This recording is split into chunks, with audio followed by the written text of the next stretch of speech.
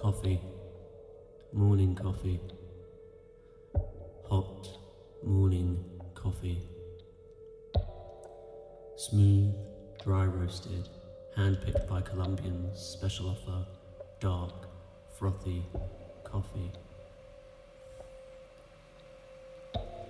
I decided that I'd romanticised about coffee long enough to be psychoanalyzed and perhaps sent to a rehabilitation centre for caffeine addicts. I blinked and took a step back after I realised I had been staring at the kitchen cabinets for an unnatural amount of time. The kettle rumbled impatiently.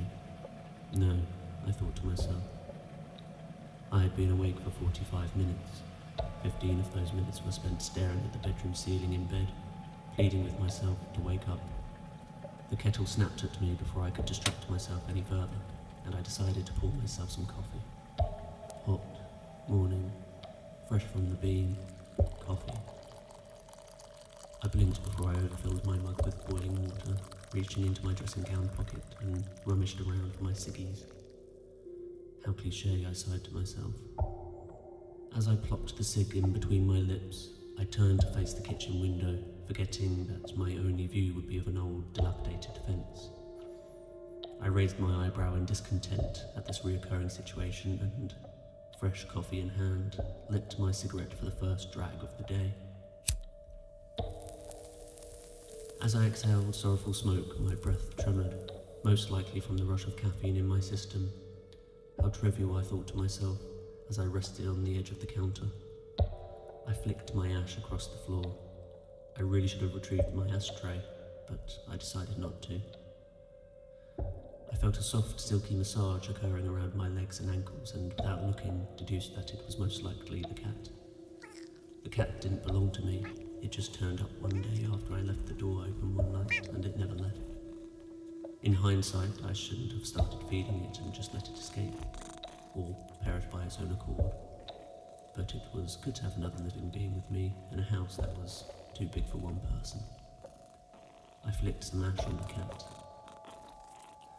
I had enough of my own bullshit for one day, sighed and began my shitty routine before the day's start. I was dissatisfied with my coffee session as it had ended too soon, but nevertheless I trudged up to the bathroom to fully ruin the experience. I rested my head on the bathroom mirror while I half brushed my teeth, occasionally using the pressure of my head to hold the toothbrush against the mirror while moving my head to and fro to accomplish the task. I slipped and choked myself with the handle of the brush that forced a sound from my mouth that reminded me of an adult film I had once seen.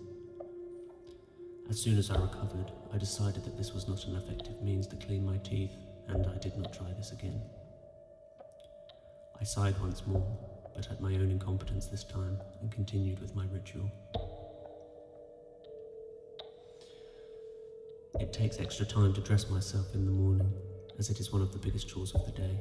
Putting on jeans usually leaves me on the floor and out of breath, whereas socks are exhaustingly irritating, as it's the furthest I have to travel to put on the smallest item of clothing. I assessed myself in the stained bedroom mirror to determine if my attire was appropriate for today's meeting. Smart jeans, plain shirt and boots to give a smart casual image. I didn't want to look like I was trying so hard, and I approved with a conclusive sigh and moved on. I assumed I had everything I would need for the day ahead and clambered into my courtesy replacement car, opened the glove box and shoved the first CD I could find into the car's CD player.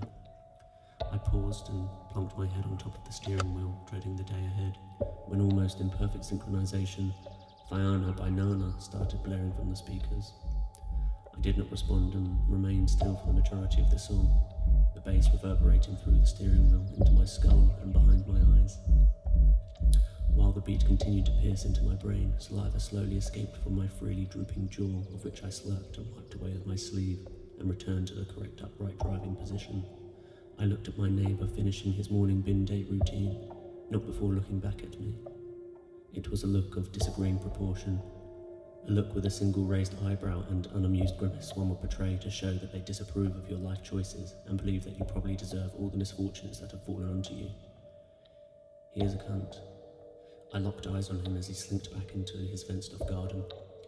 As he closed the gate, he locked eyes back onto me, and I quickly looked away, pretending to adjust my mirrors while keeping him in my peripheral vision. He still had that cunty look on his face. The gate was now shut, and I glared at where I imagined him to be. We are not friends.